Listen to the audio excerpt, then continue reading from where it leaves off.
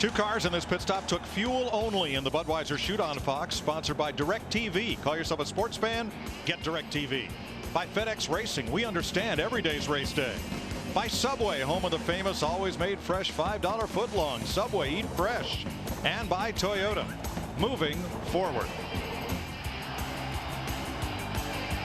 The Joe Gibbs Racing teammates, Denny Hamlin, number 11, Kyle Busch, number 18, fuel only. Jamie McMurray, 2 tires only. Everyone else got 4. Yeah, I think it's an interesting strategy, and we'll see how this plays out. No tires, I don't know about that deal. Because we got 40 laps to go. We know everybody can make it on fuel from here, but I'm just not sure about the tire situation. Green flag.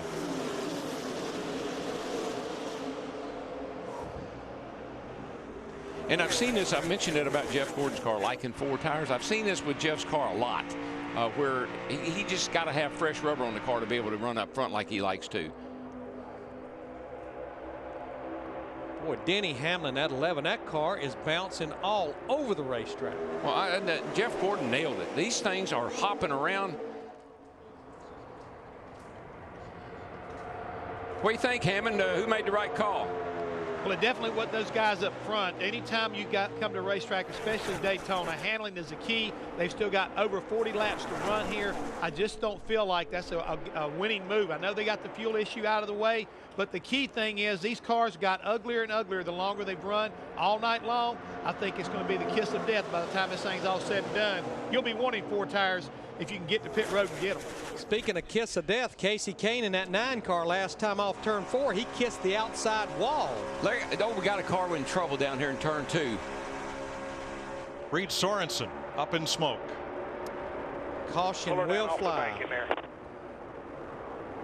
You mentioned Casey Kane getting into the wall. He and Jeff Gordon may have made contact. They did. They made a little contact, but I'm not so sure that he hit the wall, that Kane got in the wall. He got mighty close.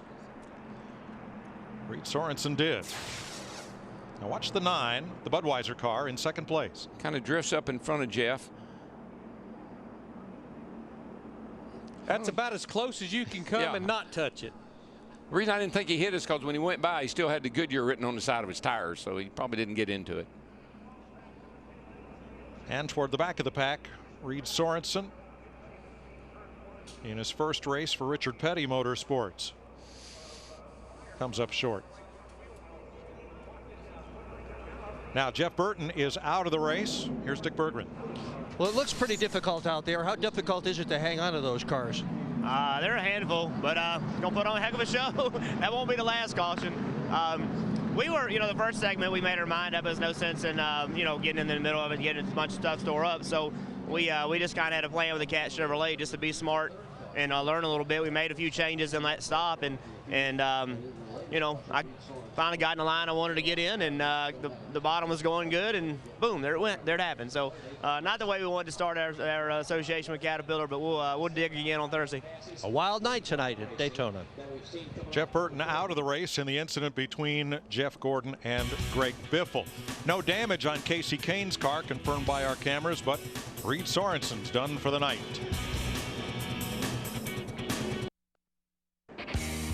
The Budweiser Shootout on Fox is sponsored by Budweiser. Reach for the perfect balance of flavor and refreshment. Budweiser, the great American lager. On the Budweiser Shootout with Kyle Busch and his Toyota, the leader. It's a manufacturer's race that had 28 cars to start.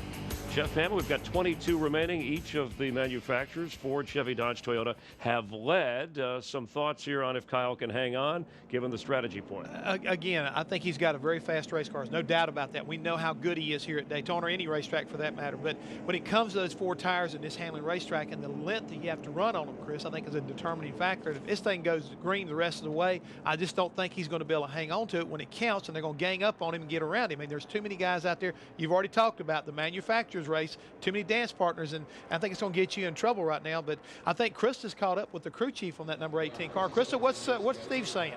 Yeah, Jeff, what do you think about that call? Fuel only. Let's ask Steve Addington, Kyle Busch's crew chief. Why that decision? Oh, I figured that everybody would do it just so they could cover themselves to the end of the race. But some of them elected to put tires on. I guess that's my mistake there. But it wasn't. It was just to get us to the end of the race. So I think the way it's going right now, that we'll be back on pit road. I think all of us will if we get us another caution with 15, 20 laps to go, so it might not hurt us too bad. Just get this M&M's Camry out front and see what happens. Try to get it to victory lane. All right, thanks, Steve. Chris? All right, Jeff Burton said we're going to see some more cautions. I think we're going to see some more cautions, but that there's a crew chief who's hoping for a caution. Well, he's banking on it. Let's go back up to Darrell, Larry, and Mike. Yeah, I think that's the whole thing about what Steve did. He thinks there's going to be another caution. They'll come down and get their 4 when they need them. Once again, Saturday night short track style restarts. Leader, front row inside. Second place car, front row outside. That's Dale Earnhardt Jr. Denny Hamlin, Jeff Gordon, row 2. Matt Kenseth, Brian Vickers, row 3. Carl Edwards, Jamie McMurray, Kevin Harvick, Tony Stewart. Your top 10, 22 cars, all on the lead lap as we get set for this restart that will come with 35 laps to go. As we saw in the first segment, Dale Earnhardt Jr.'s car was awfully good on the fresher tires. It was when he got some laps on those tires in that 88 that the car started to go backwards.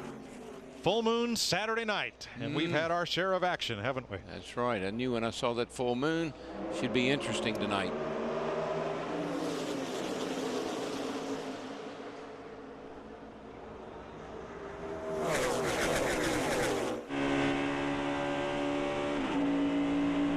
Jeff Gordon just pushed Dale Jr. into the lead.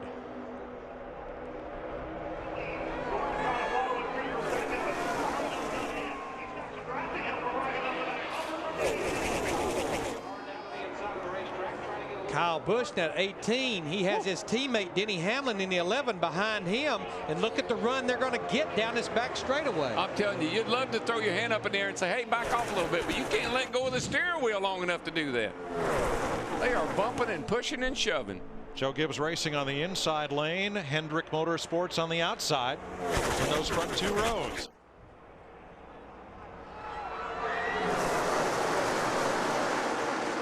It's the thing that you do with the bump draft, and you get too comfortable with it. You know, you keep knocking a guy, and it keeps working, and pretty soon you just you overdo it. We saw that's what happened to Carl Edwards last year at Talladega. Just got a little too aggressive. You can do that little bump draft on the straightaways. It's when you slam bump or do it in the corners what's get you in trouble. Yeah, a lot of times what happens right at the end of the back straightaway, you'll give a guy a little shot, and it gets him sideways loose, getting in the corner, and he can't control the car.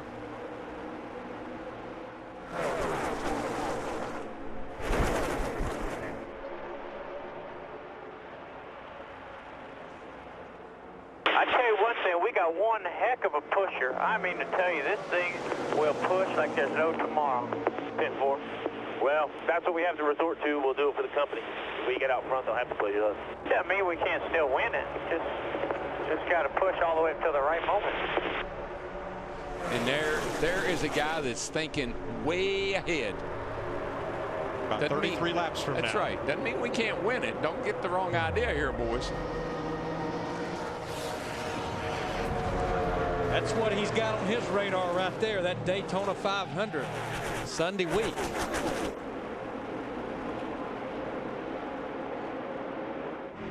Michael Waltrip I think it's fallen off the pace. Tire. Yeah, I hit the wall. Yeah, I could hear something flapping around. I guess it's a tire. And once again, Kevin Harvick's damaged car has lost the draft. So it's a 20-car train from front to back. Here's what happened to Michael.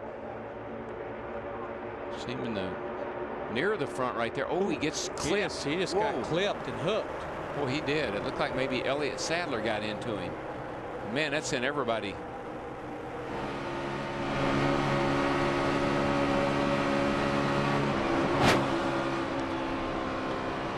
I tell you what, that's a lot of damage, but when you have that happen in the middle of back straightaway, he's actually pretty lucky right now.